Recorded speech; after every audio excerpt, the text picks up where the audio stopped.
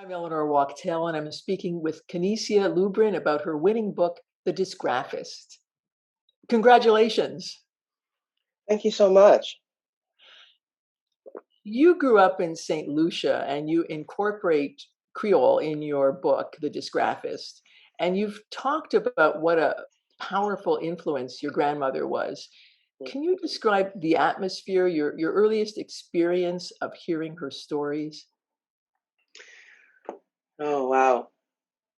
I was very little. Um, my earliest childhood years, really, I recall spending a lot of time with my grandmother. Um, she was always laughing, always smiling, the most jovial person. I don't think I'd ever seen her upset or unjustly upset at anything. She was quite the example. But she was a remarkable storyteller. My brother and I, for a time, would gather in her bedroom every evening and she would tell us stories with her window open, um, and the fireflies coming into her bedroom. Just completely enchanting environment. I think that did something to my imagination. I certainly became aware of the power of language, the power of story. Whether or not I knew there was something critical to it, it was certainly powerful, deeply felt. And so those early experiences were both deeply visual, deeply sonic, and deeply intelligent. And a lot of those folk tales that she used to tell us were in Creole. But of course, when she started losing her memory, she would meld things together, different stories, different folk tales, even songs that didn't really go together. And then that created a whole new world. Um, and so across languages, with both English and Creole, and she would slip in and out of them in these wholly remarkable ways. So that I think that early environment certainly produced something in me, a greater appreciation for the multiple textures of story. When you say the experience was deeply visual, in what sense? You mean in terms of going the fireflies going into her bedroom? I mean, was it that atmosphere? It was almost as though the world was conspiring to make that moment or those moments live in a particular way. So yes, certainly the fireflies coming into the a dark bedroom um, was part of it, but there was just something wholly otherworldly about the world of those folk tales that you had to envision. You had to envision it as it was happening right there. So it felt as though the stories were happening in three dimensions, you know, and because of the sort of theatrical nature of those stories, they demanded a certain degree of collaboration and participation.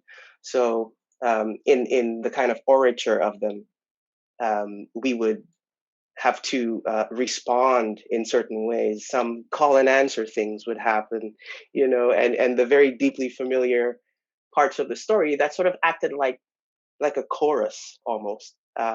We would participate in those without being prompted, because it was kind of ritualized. It was an every evening, and so that that sense of continuation was still there, even with all the fractures that happened because of her memory.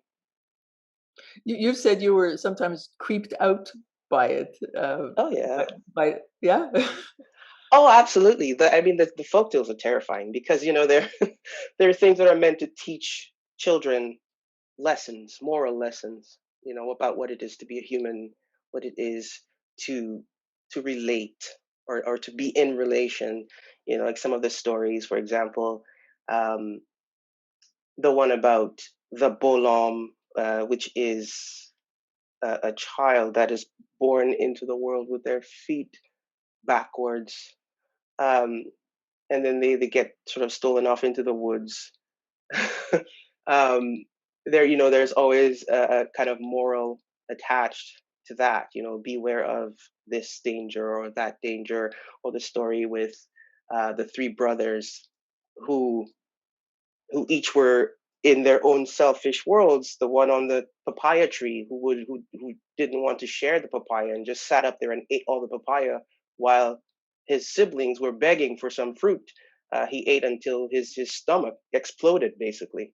And then one of the brothers laughed and laughed and laughed at this predicament, and until his mouth split all the way to his ear, and the other one running away with the thinning foot that falls into an ant hill and breaks. And so it's we're we're talking Hans Christian Andersen level.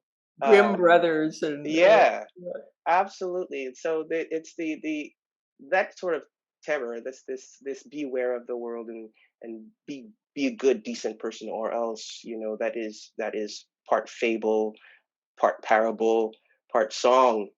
um these things, they had their own effects, I suppose. But it certainly made me a lot more critical as a child. more critical. Yeah, it did. It. I think I became uh, cautious of the world. Um, just thinking about what people are capable of, what the world itself um, as a geography of mystery is. So it certainly made me um, more critical, in the sense of possibility, what's possible out there, and what's possible inside of people. So people are capable of all of these extremes.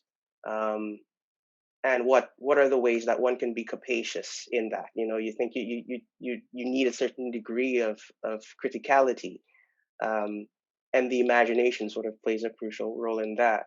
And so I appreciated those stories very much, because I didn't have much else in that realm. We didn't have a lot of books in the house. Um, Certainly there were other things, and other modes of being part of a world that's bigger than your immediate family. That was there. But in terms of what the imagination does in literature, I did not have a lot of that. So I certainly had my grandmother's examples, um, and the kinds of things that alight a child's imagination in the yard, playing with her friends or what have you. But you were saying that your grandmother gradually was losing her memory, but it seemed Mm. you've talked about how it was quite sudden when she stopped telling stories. It was sudden to me because I was only 5 years old. My grandmother, um, my mom had me in her middle age, and so um, I had my grandmother, I suppose, in a certain richness of mind for a short period of time, but it had a profound effect. Um, and I didn't know what was happening. You know, I came to notice that certain things were happening when she started to refer to everybody by the same name. Um, and sometimes her usual jovial self became a lot more, I guess, demurred. But I had no way of making sense of what was happening, and so it felt sudden to me. Um, and that I think was principally part of the wonder. I think for me also, the wonder in you know how a person can arrive at something, and then the suddenness of of things that I don't have the capacity to predict, um, would land me in a completely different place. But what we had built, what she had built, really, um, was so powerful that I found ways to continue to participate in it. I became the storyteller. I used to tell her the story, tell her, but it was really because I had a really deep hope that she would remember them again, and she would tell them with the same vitality and the same exuberance that she used to. Of course, that didn't happen, but that was my attempt at sort of going back to that. So I was thinking, being so profoundly inspired by hearing these stories, and as you've said, your grandmother was the master who trained your ear to storytelling. How did poetry become the natural medium for you? I don't know if poetry became the natural medium. It's really interesting. I just think of language as those are my materials, the materials of language, and whether it arrives as poetry or as some other in another kind of configuration, it's all the same, you know. Um, but certainly the musicality of language opens up really deep wells of imagination for me, and poetry is the foremost music of language. Um, and so I knew that I was in, when I came upon poetry, I knew that I was in a kind of territory of something really quite powerful. And I was actually a little bit afraid of it, or maybe a lot afraid of it. So I pushed it away for a long time. I read poems and I wrote things that I called songs. Um, but I really didn't give myself permission to write poems until undergrad when I had to for an assignment. Oh, And yes, and so I did then step into that, the place of extreme responsibility that I felt in poetry. When I was in a poem, I felt always in a kind of power, kind of responsibility that makes me think um, in ethical terms of how the self is responsible to what's beyond it. And that felt huge to me. And so I think I pushed that away for a long time. I know it was always deeply in me. Um, and then when I finally I finally arrived at it, uh, it was sure. It was a sure thing. You know, I didn't have any doubt about it. And that was a really profound gift. It sustains me still. but it's interesting that, I mean, these stories that you heard have so much morality in them, but that in a sense it was poetry where you find that, I mean, the almost daunting moral weight. That's Is- true. Yes. And I think part of me, wondered whether I was ready, and I always thought, no, I couldn't possibly be ready to carry that kind of weight. But I think the pressure that puts on the ego of the poet is interesting. Um, and so, in a sense, the doorways that kept opening was about, you know, what questions are asked that language can, in a sense, respond to, even if we don't find an answer. Um, and I think that's a special thing. It's different than what a painter does with a canvas. It's different than what a musician does with an instrument.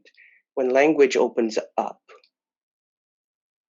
it puts pressure on knowing, it puts pressure on thinking, it puts pressure on feeling, specifically in poetry, in a way that I don't think the measure of it is not comparable in any other medium.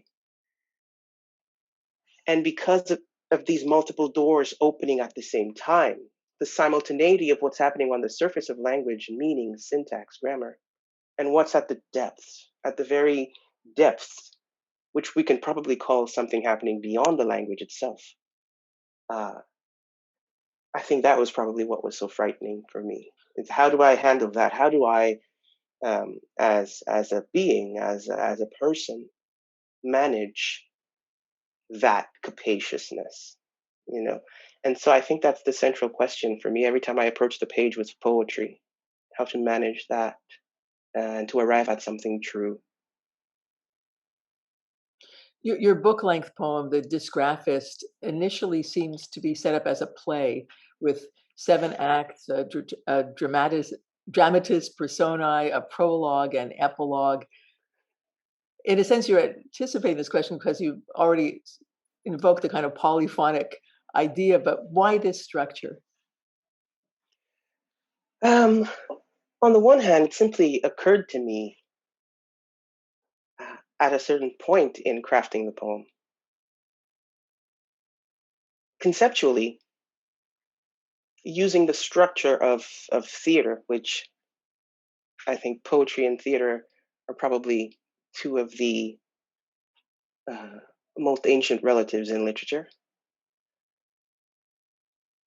The central question of what selfhood is in a world whose forces are allied against the vitality and complexity and mystery of the very self that we claim legibility in, had me thinking about performance and what performance is, what it does. How character invites a certain kind of legibility, a certain way to say, in a definite sense, here is a person and here are the materials of that person's being in this context, right? And so the structure of using theater or to exploit theater, or appropriate probably is a better word, uh, the materials of theater allowed for me to use the voice in these kinds of ways, to be both able to address the speaker directly and to address the world beyond the speaker, and to have the speaker address itself. How else was I going to hold that complexity? That so I arrived at the play because of that, the ready-made drama. Really, the drama is already there. um, but to think through relation as a series of performances, who a person is with the person one is intimate with, who the person is in community, who the person is beyond that, when the different things that one commits to throughout one's life um, asks of a person to be a certain thing. Sometimes you're at odds with that, and sometimes you're not. And so the play itself um, is not really a play, but it does appropriate the parts of theater that allow me to address the self in these particular ways. I mean, just looking at the dramatis personae, the cast, so to speak, consists of a lowercase I as first person singular, or what we conventionally think of as I, an uppercase I as second person singular, or you, and another uppercase I as third person plural, or they. I mean, there's one more character, but let's start with these three. What are you doing here? So I'm splitting the pronoun. That, I think, uh, I suppose I should start with why I am treating the I with that level of fracturing. I have never been comfortable inhabiting the lyric I. And as a poet, that contradiction has always troubled me. And I was in Dionne Brand's graduate poetry seminar when she asked the question. She was the first teacher who'd ever asked me that question. Where is your I poem? We're three-quarter ways through the semester, and I have not seen a single I in your poems. you know, uh, so I was seen in this sense, um, and I always found the lyric I uncomfortable, and the main reason for that is the sort of verticalness of the ego in it, the hierarchy of knowing that it engenders. And in a sense, the lyric I makes a singular sound. It's the same sound across the board. If you write in English, no matter where you are in the world, what culture you're in, the lyric I makes the exact same sound. It's a homogenizing sound. And I always thought that was kind of strange.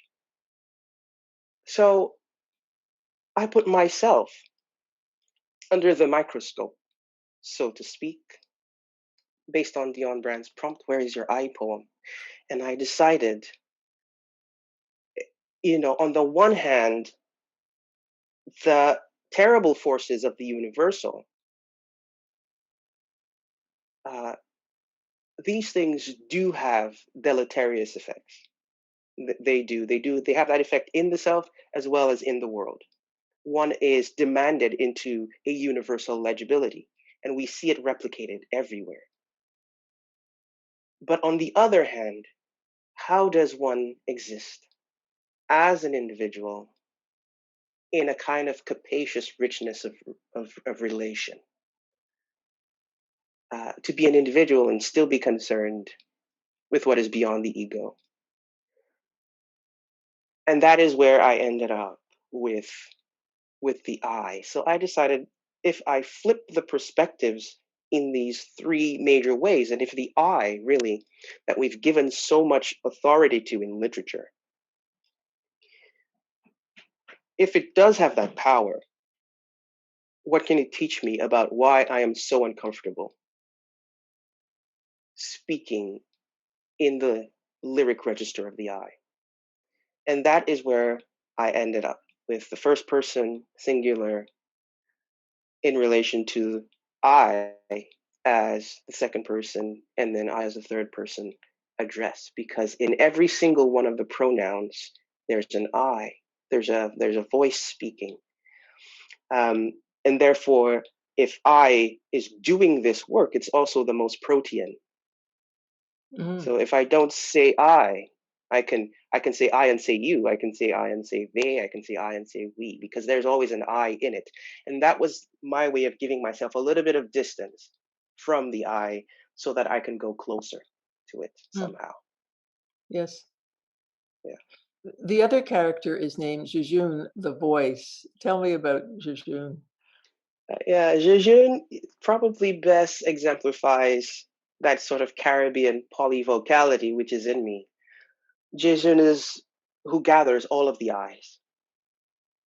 And so the main effect of Jejun as the voice, as the speaker, as the self addressing the self, as the self, but within the mode of the collective, of the chorus, um, is that it actually allowed me to go closer to the I. So while I was pulling myself back by splitting the address in those three ways that I just mentioned, Jejun is who pulled me closer in by gathering all the eyes together. Um, and in that mode, I found a certain kind of intimacy of address where um, there was something keeping the voice honest. There was something keeping the address close to the central question of selfhood as a force of relation rather than selfhood as a force of hierarchy. So all of the voices together trying to work out what the self is and how the self persists given the externalities that force the self into a kind of legibility that is usually destructive in its effects. Is Jejune in some way your younger self? Jejun could be my younger self, but I think the experiment with Jejun is that Jejun is a place where anyone who reads the poem can find themselves. So whoever reads the poem becomes the poem, becomes the meaning of the poem. So what Jejun is for me will differ than what Jejun is for you or anybody else who reads the poem. So I wanted to create that kind of space. And I suppose that has it does echo um, what I think is important, in this life, in this one life that we have, uh, to make something of. Um, I am always interested in the non-hierarchical. I think I learned that as a child, who learned the criticality um, inherent in what is non-hierarchical. The sort of participatory nature um, of culture, of story, of language, of self, even as everything around me pointed to the opposite, pointed to hierarchy, in fact, right? So I think I learned that stuff very early in my life. Um, and maybe that's one of the reasons why I'm so uncomfortable with the lyric I, with the I generally. Your title, The Dysgraphist, the word dysgraphia means having difficulty writing. It's a neurological disorder of written expression. And you replace the I in dysgraphist with a kind of superscript X. Yeah. What's the significance of that? Well, the X has uh, quite the significance, I think, in the Black diaspora. As a letter of reclaiming the name one gives oneself that is not the name the colonizer um, bequeathed upon its subjects. So that sort of reclamation, um, the sort of rejection of a category, you know, um, and so the X is the X is that sort of place where the possibility for um, for how one makes meaning is uh, is opened up. I suppose that X marks the spot. Whatever it is that you find there, the possibility for discovery.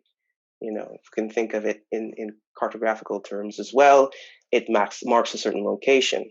So how are we marked in geography, in place, etc.? And because I'm doing all of this work with the I, if we begin with the disappearance of the I in the title itself, what then do we find? So that question involves a certain um, commitment to exploration, a certain commitment to honoring what is mysterious in us. And so I replaced the I with the superscripted X. And dysgraphia, uh, yes, it's the neurological condition, difficult writing. But I think for me, as a poet who does not think that language is simple or easy, I have never had that sense of language. For me, language is extremely complicated. Um, there's a sense of language that I have, which situates me in a kind of tangledness in relation to meaning, how meaning is formed. And so I think those things ought to be honored somehow. Because if language is part of the force that animates us in the world, then it ought to have space for our complications. Um, and I always think that what I don't understand uh, is important. I think it's more important to me actually than the stuff that I already understand. And so I'm moving closer to this sense of knowledge, or a sense of thinking, and how poetry allows for us to think beyond what Aimé Césaire calls uh, the silence of scientific knowledge. Um, and so I used dysgraphia as a metaphor. Truly, it's much more that if a poet is one who miswrites on their way to clarity, or on their way to attempting clarity, what opens up, what becomes possible. And how does that parallel what happens out here in the world with how we handle each other's mysteries, each other's complications? And so that was what allowed a certain deepening of thought, jumping from that place where the I disappears into the I appearing in all of these reconfigurations throughout the book. Mhm. Could you read a bit from the poem? I actually forgot to ask you if you have the book handy. Sure. I can certainly. This is from the epilogue, page 150 at the bottom. Okay. Let me start where it begins Oh, to yeah. go to page 152. Myself, I'm always leaving. The tone of the epilogue seems a little different. Is there anything you can tell Yeah, us about this before you start? absolutely. Um, yes, the epilogue is where I think I finally arrived at a sense of coherence. So in the previous acts, the speaker is really working through these various iterations of incoherence, these various iterations um, of the self against, the kind of neoliberal idea of the individualism, and how much a person can really know uh, in this system, and working through, the sort of very real worries and dangers of climate catastrophe, and all of these modes and very real kinds of aggression um, involved in desire. How one's desire makes one susceptible to participating in these destructive externalities. uh, in the final act, I think I found a certain kind of coherence that created a really different kind of music, a kind of arrival, the music of arrival. But that arrival opens up toward more possibility rather than closure itself. And so this is where I ended up in "Ain't I Again." Let me start where it begins, with Jejun, with I, who went to see my father, blinded in his inborn pericranial debris, red, black, purple, black, new black, ultra black, black, black light. Definitely not partially blind, he says. He with his gone sight, scarring the ceiling with the uneasy movement of his eyes. I had to look up, had to fall into this museum of once useful things, boxes of matches, stark prevalence of spent days I can't remember now, except how bright, yellow, blue, green, red, of brown and rust, and the still mortared wooden beams. Maman, I called his name, Dada, Sakafet. I watched him know my voice, cut through the way-high volume of his stereo as though to enter myself. How I entered the hot house of his bedroom. His whole life nearly cordoned now. I watched my father search for my name. I watched my father knowing my voice. I watched my father remembering my face. I watched the confirming movement of his hands, considering me there, wholly uncharacteristic. Consider me as a certain elasticity you can enter, the ordinariness of the waves, the scar debating an end to its pathology, the basic fabric living recaptured ideals, scared, justement, as a man needing to remember his seed by voice, to make and leave fortunes, unexchangeable outside of myself. I am always leaving. Thank you. Thank you. Canisia, you've had an extraordinary year, winning the US $165,000 Wyndham Campbell Literature Prize, the Bocas Prize for Caribbean Literature, and now the Griffin Poetry Prize.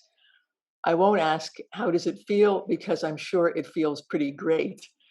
But has anything about this experience surprised you in terms of your own response? All of it is surprising. Um, I don't think I was going to say one never is prepared for things like this, but maybe I'm just not prepared for this kind of reception because I always think that I am involved in some kind of esoteric work that is primarily the product of my own obsessions, and whether or not someone else might find resonance in it. Uh, if there is a hope, but there's never. I have never felt definitely that the this kind of stuff was possible at all because I think I'm always primarily concerned with what the line is that I'm going to write next. And so when it arrived, it was all very surprising. I'm still in a state of shock, I think. None of it has really sunk in yet. Um, and so it's interesting to think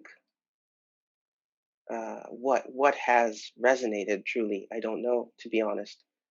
Um, but I suppose I keep writing the next line, and that's the thing that keeps me focused on the work rather than the fanfare uh, that the prevailing system makes possible. You once said that you feel your grandmother's presence every time you write. Hmm. What do you think she would say? I don't know what she would say. I see her smiling face. I hear her laugh. She had a very particular laugh. It was quite staccato but honeyed. And she might say, "Well done." She might say, who knew then that this is where we'd both end up. But here we are still in a small room with some negligible light and with some language and with the music of language opening things up. That seed was planted when I didn't know that it was. And so maybe she will say to me, "Well done," and tap me on the shoulder and laugh her laugh. Thank you so much for doing this. It's a Thank really you. great pleasure to talk to you. Thank you so much. I appreciate this conversation.